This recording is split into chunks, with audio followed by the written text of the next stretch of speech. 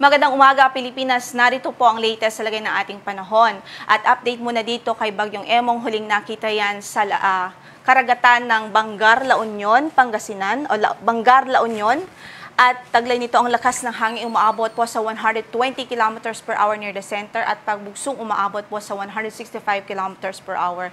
Ngayon ay kumikilos ito sa direksyong Pahilagang Silangan sa bilis po na 20 kilometers per hour at inaasahan natin base po sa ating forecast ngayong umaga ay magla-landfall ito muli dito po sa Ilocos Sur at La Union. So matinding paghahanda ang ating inabiso sa ating mga kababayan. And upon making landfall, bahagya pong hihina itong bagyo. At nakikita po natin, afterwards ay tatahakin ito ang mountainous terrain ng Northern Luzon at eventually ay lalabas ng ating landmass. Pero by this time, posible pa rin ito makaapekto dito sa extreme Northern Luzon at maghahatak pa rin nga ho ng habagat sa araw na ito at even bukas o sa araw ng bukas. Samantala, ito pong ibang bagyo ay na nasa labas o nasa paligid po ng ating area of responsibility, tatalakayin po natin maya-maya lamang. So, maliban dito sa mga bagyo, ay meron ding southwest monsoon na nakakaapekto sa malaking bahagi pa ng bansa, yung Luzon at western section ng Visayas. So, based po sa latest track na ipinalabas po ng Pag-asa, in the next 24 hours, nakikita po natin na sa loob pa rin yan ng ating area of responsibility sa layong 370 kilometers northeast ng Itbayat, Batanes.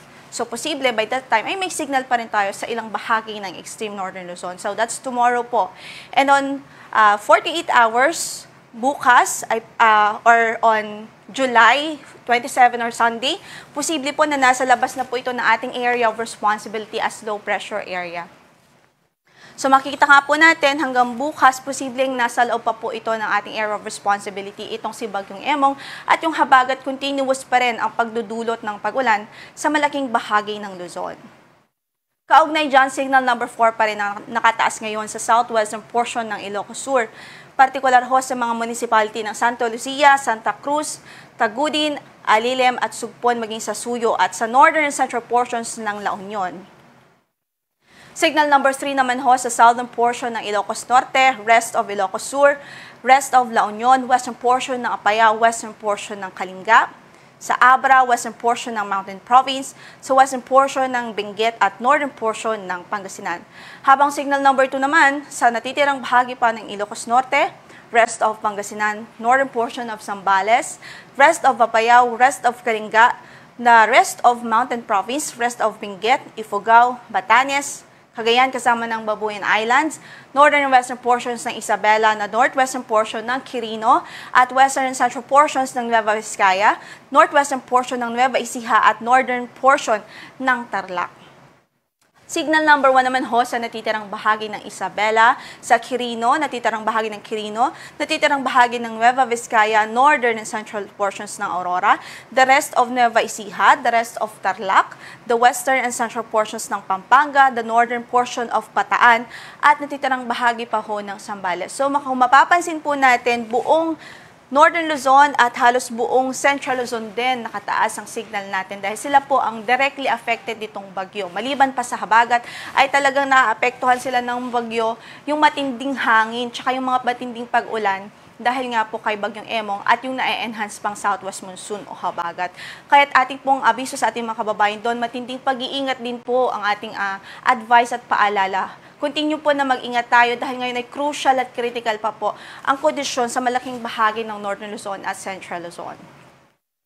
Samantala, in-effect pa rin ng weather advisory sa malaking bahagi ng bansa. So, ibig sabihin, posible pa rin ang more than 200 millimeters of rainfall dito sa Ilocos Norte, Abra, Ilocos Sur, La Union, Benguet, Pangasinan at maging dito sa Occidental Mindoro. So, widespread o malawakang pagbaha ang pwedeng maranasan dahil sa mga ulang dala nito.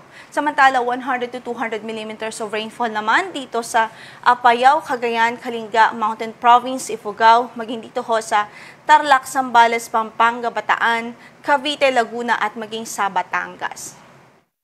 Yellow naman o kaya naman ay 50 to 100 millimeters of rainfall ang pwedeng maranasan o ma-receive ho dito sa Camarines Norte, Camarines Sur, Albay, Quezon, Marinduque, Oriental Mindoro, Romblon, Antique, Palawan, Laguna, Metro Manila, Rizal, Bulacan, Nueva Ecija, Aurora, Nueva Vizcaya, Quirino, Isabela at maging dito po sa Yes, hanggang Isabela po yung ating yellow warning, ibig sabihin 50 to 100 millimeters of rainfall within the next 24 hours. So again, nariyan pa rin ang mga banta ng pagbaha sa mga nabagit nating lugar dahil sa patuloy na pag-ulan na dulot nga po ni Bagyong Emong at ng southwest monsoon.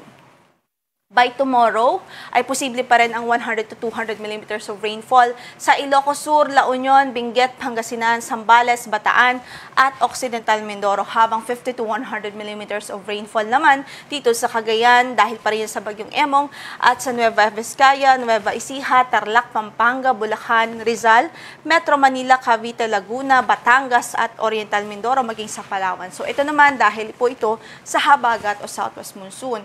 On the third day or by Sunday ay nakikita natin maulan pa rin, although significantly reduced na pag-ulan na ito, pero may mga 50 to 100 millimeters of rainfall pa rin na pwedeng maranasan sa Zambales, Bataan at Occidental Mindoro on the third day.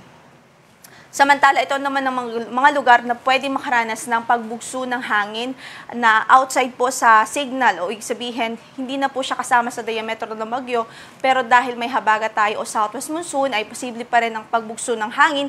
Dito po yan sa Central Luzon, sa Bicol Region, Calabarzon, Metro Manila, Mimaropa, Visayas, Zamboanga del Norte, Misamis Occidental, Lanao del Norte, Camiguin, Dinagat Islands at Davao Oriental. By tomorrow naman ay sa Ilocos Region, dito sa Cordillera Administrative Region, Cagayan Valley, Central Luzon, Metro Manila, Calabarzon, Bicol Region, Mimaropa, sa Visayas, at dito po sa Zamboanga del Norte, Misamis Occidental at Lanao del Norte. By Sunday naman ay Ilocos Region, Cordillera Administrative Region, at Cagayan Valley, Central Luzon, Metro Manila, Bicol Region, Mimaropa, at maging doon po sa Visayas.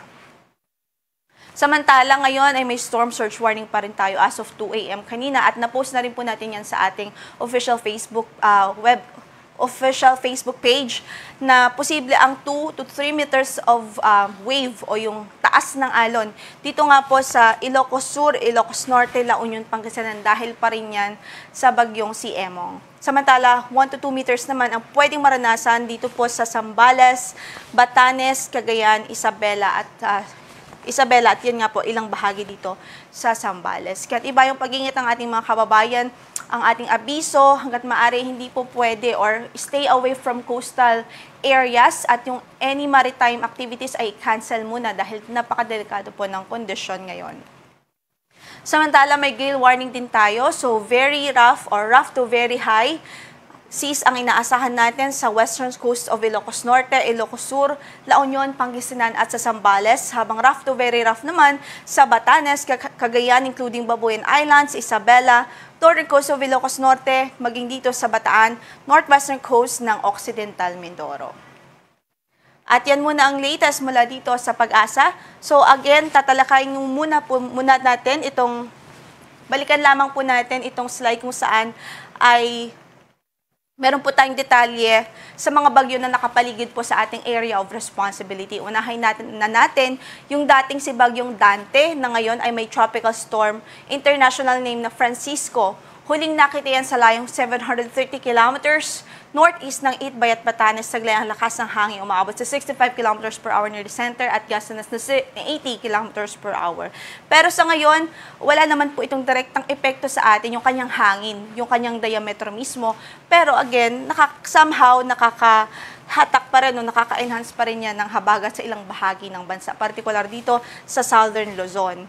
And then, yung isang tropical storm sa labas ng ating area of responsibility, huling nakita yan sa layong 2,030 kilometers, timog silangan ng Luzon, taglay ang lakas ng hangin umaabot sa 65 kilometers per hour near the center, at gasanas po na 80 kilometers per hour.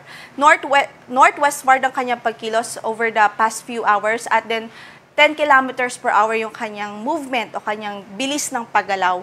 Pero sa ngayon, sa nakikita po natin, nanatiling mababa ang tsansang pumasok ito sa ating area of responsibility. Pero gayon pa man, patuloy tayong mag-antabay sa magiging updates ng Pag-asa ukol dito. Yan po muna ang pinaka-latest mula sa weather forecasting section ng Pag-asa. Ito po si Lori de la Cruz Galicia. Ingat po mga kababayan.